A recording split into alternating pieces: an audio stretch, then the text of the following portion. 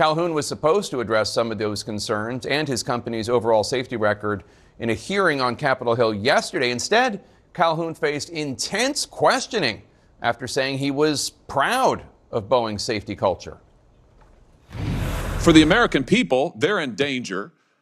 For your workers, they're in peril. For your whistleblowers, they literally fear for their lives, but you're getting compensated like never before. Don't you think maybe your priorities are misplaced here? I mean, don't you think maybe it's time to get back to focusing on making quality planes and paying your workers well and taking care of the little guys who got you to where you are? That's not a rhetorical question. Senator, I don't recognize any of the Boeing you described. That was Missouri Republican Senator Josh Hawley, who joins me now. Senator, did you get any satisfying answers from Boeing yesterday? No, not at all, Jake. It was a whole bunch of why he's not responsible. You had Calhoun sitting there. He's making $33 million a year. That is a 45% increase over last year. And it was all about how he wasn't responsible. You know, oh, he's doing everything he can. Oh, he'll do better. His planes are literally falling out of the sky in pieces. He's paying his workers, in many cases, next to nothing. They haven't had a wage increase in 16 years. And yet he has no answers and wants to shift the blame. It's totally unacceptable. So Calhoun insisted that the company is committed to safety. He said he listens to employees. What's your response to that? Well, he said that he hasn't even sat down with the whistleblowers, Jake. I mean, how about that? We've had numerous whistleblowers come to the Senate. They've testified under oath that they have been raising safety and quality concerns for years. These are engineers now. They testify that they've been reassigned, they've been ignored, they've been threatened, and sometimes bullied physically.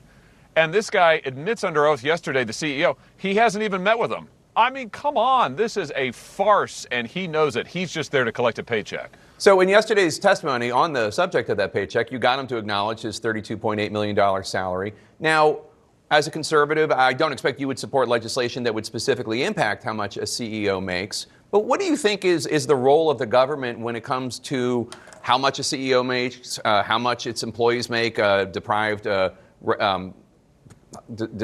any sort of raise in several years, as you noted? Like, what is the role of government in that?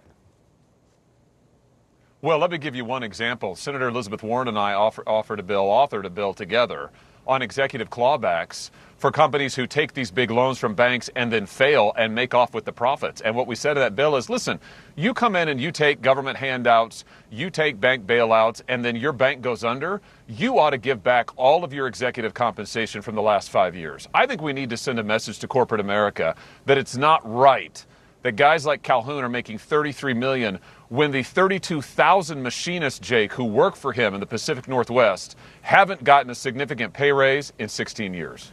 You know, it's interesting because there's this next generation of Republican leaders like you and Senator Vance from Ohio and Senator Rubio from Florida who sound different when you talk about CEOs than maybe your dad's or granddad's Republican Party. Is that a fair observation?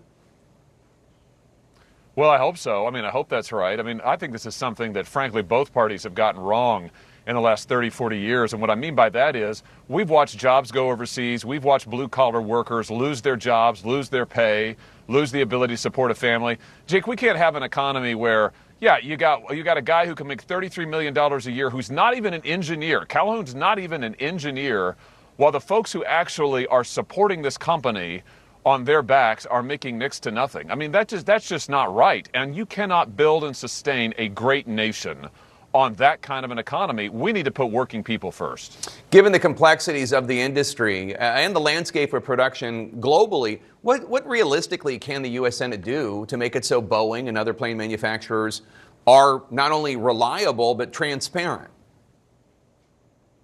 Well, I tell you one thing that I've talked about with Calhoun, with the CEO, is this. Boeing used to, Jake, manufacture almost all of their planes themselves in-house. Now, they have over 600 separate suppliers, probably hundreds of more subcontractors worldwide, including many, many in China.